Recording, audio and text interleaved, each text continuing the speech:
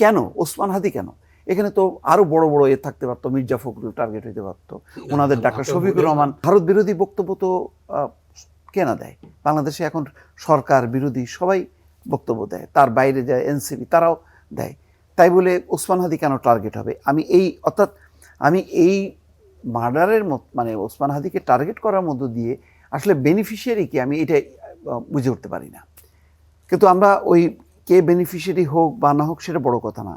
বড় কথাটা হলো যে তদন্তটা ইউনূস সরকারের বা কেন, যেমন রিপন ভাই বলছেন, কারেক্টলি বলছেন যে তখন তো এমন তো না যে ইউনূস সরকারের সাথে ভারতের খুব একটা টাই ছিল, যেমন শেখ হাসিনার সাথে ভারতের খুব টাই ছিল, ফলে দুই দেশ মিলে অনেক কর্মকাণ্ড করছে তাদের দুই দেশের গোয়েন্দা সংস্থা।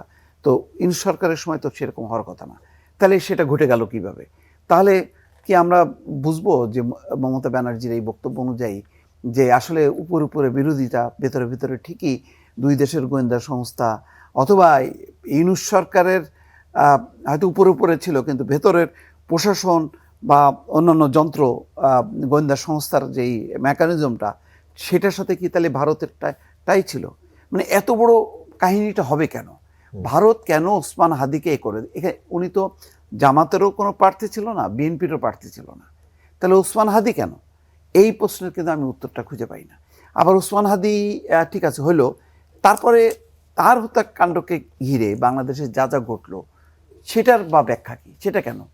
মানে এর সাথে প্রথম আলোর সম্পর্ক কি, এর সাথে 32 নম্বরের সম্পর্ক কি, এর সাথে ডেইলি স্টারের সম্পর্ক কি, এই দেশে এই সাথে সারা দেশে এই নতুন করে আবার ভাঙচুরের সম্পর্ক কি, মানে এইটার রাজনৈতিক কার্যকরণটা কি? এইগুলি কিন্তু মেলানো যায় না। এই জন্য অনেকগুলো প্রশ্ন থ্রো করলেন।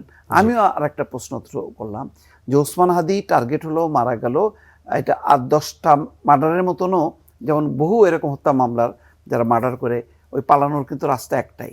এখন ওসমান হাদির মার্ডাররা পালাইছে বলেই এখানে ইন্ডিয়ান একটা যোগসূত্র আছে।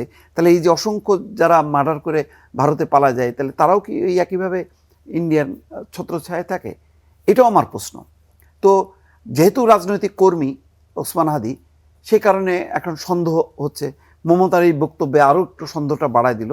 কিন্তু ওই যে প্রশ্নগুলো যেটা শিশিরমণি বললেন, আমারও একই প্রশ্ন যে মানে কেন ওসমান হাদি কেন? এখানে তো আরো বড় বড় থাকতে পারতো, মির্জা ফখরুল টার্গেট হইতে পারতো, ওনাদের ডাক্তার শফিকুর রহমান।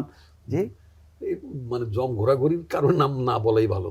আচ্ছা না, মানে বলছি যে দুই দলের মানে থাকতে পারতো।